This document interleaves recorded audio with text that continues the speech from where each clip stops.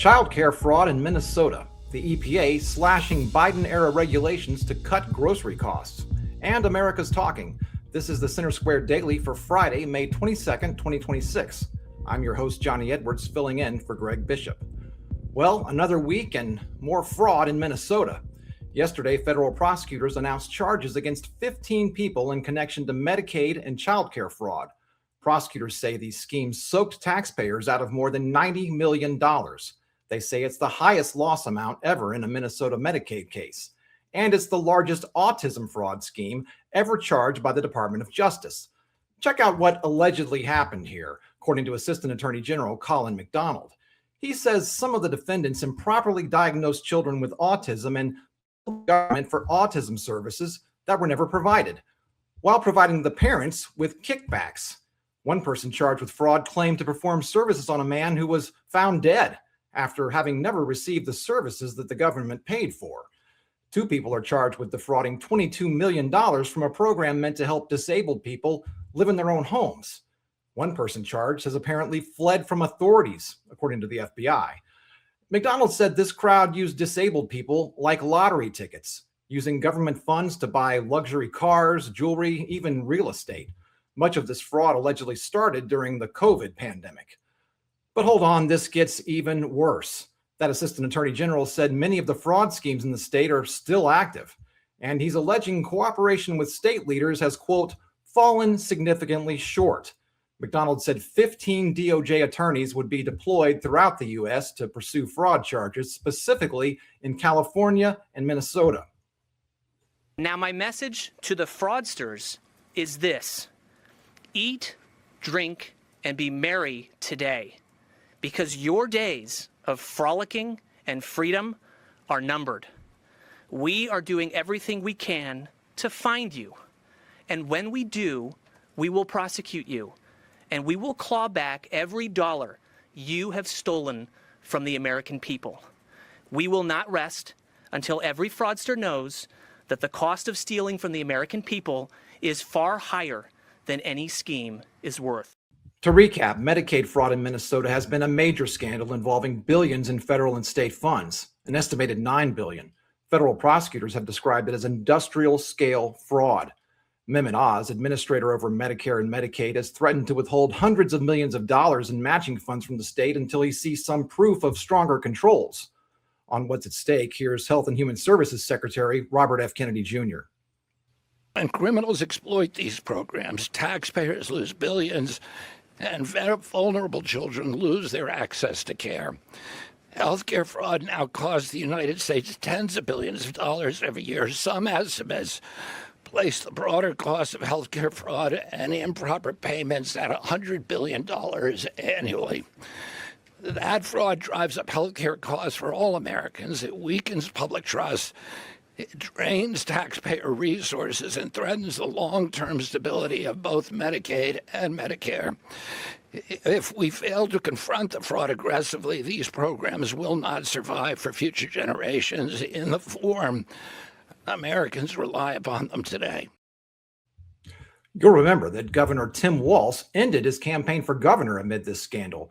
While he has acknowledged the problem, he's criticized the Trump administration's measures as politically motivated overreach that he says harms vulnerable Minnesotans. Again, this is the Center Square Daily. Let's turn now to Center Square reporter Morgan Sweeney. Morgan has a story that's not just about politics, but also about keeping money in your wallet. The federal EPA slashing regulations on refrigerants in an effort to cut grocery costs. Morgan, welcome. Thanks, Johnny. Good to be here. Now, take us back. Why were these regulations on refrigerants originally thought to be necessary?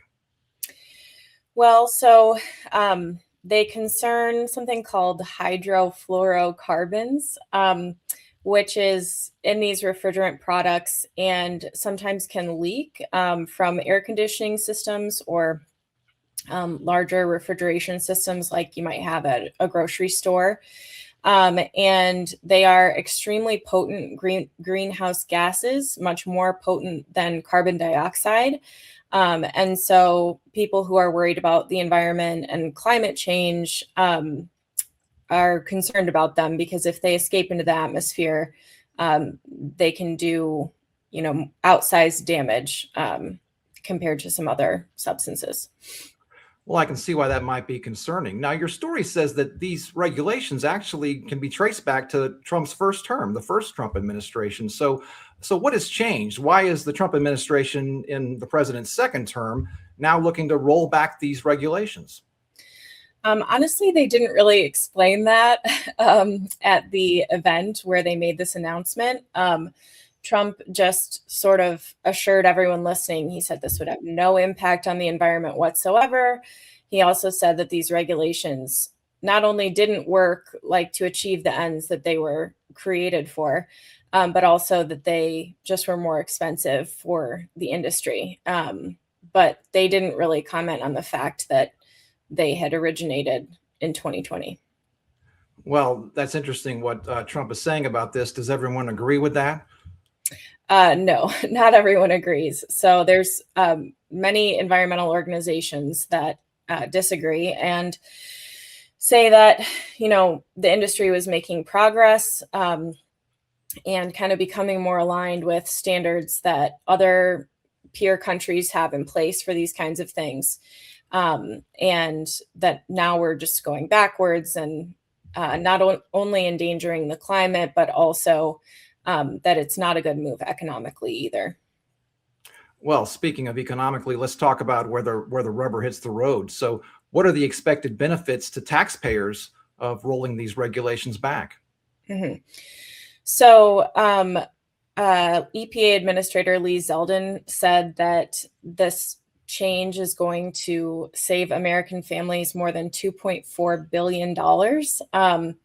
And the administration is speaking like it's actually going to impact grocery prices for Americans, which would be great. But we'll see if that's something that, we really feel within the next few months as they begin to implement these changes. But he said that it's safeguarding 350,000 jobs. He says just at supermarkets alone, we're going to see a savings of $800 million. Which Americans will be able to see when they go and buy their food. So we'll have to see if that actually comes to pass. Wow, 350,000 jobs. Was there any elaboration on what exactly that means? What kind of jobs or how that would work? No. Well, interesting. Well, like with anything, I mean, who is supporting this change? Did you hear from any other organizations yesterday who spoke out about this? Mm-hmm. So, as is often the case at these events, they invited some business owners and leaders to be able to comment on what the administration is doing. So they had the CEO of Kroger there. They also had someone from Piggly Wiggly. They also had someone from a smaller grocery store that still serves, I believe he said it was 10,000 people in a county in Georgia. And so obviously they were supportive of these changes.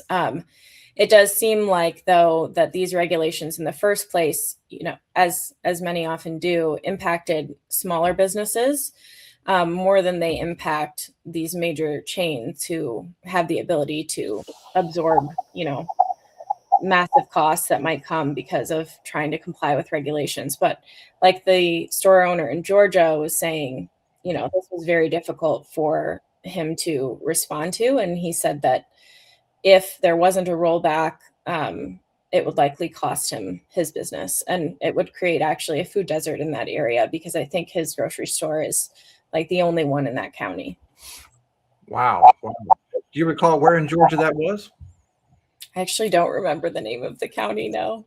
It's my home state. I'd be curious to find that out. I'll have to look that up. But so your story quoted some sources saying that this would actually harm the economy. What is the argument for that position? Mm-hmm. Well, many sources are saying that, the industry has already done the work to comply with these regulations. And so now it's just kind of regulation whiplash at this point. And they already transitioned to these other substances. And now they're just going to have to go back. So, well, they don't have to go back, but they have this extended timeline. And So they've said that it's going to create problems. It might create shortages of these different substances, which actually happened when they rolled it out in the first place, because everyone was switching over to these other refrigerants at the same time, that the market didn't really have, the capacity for, which is one of the Trump administration's arguments, is like, oh, look what it cost the industry. They had to rapidly comply. So that's what they're saying is going to save money now, is people can just use the stuff that's more readily available. Well, let me clarify something here. So these traces back to the first Trump administration, and now we're in the second Trump administration. What did the Biden administration do with this, or did they do anything? What was going on during those 4 years?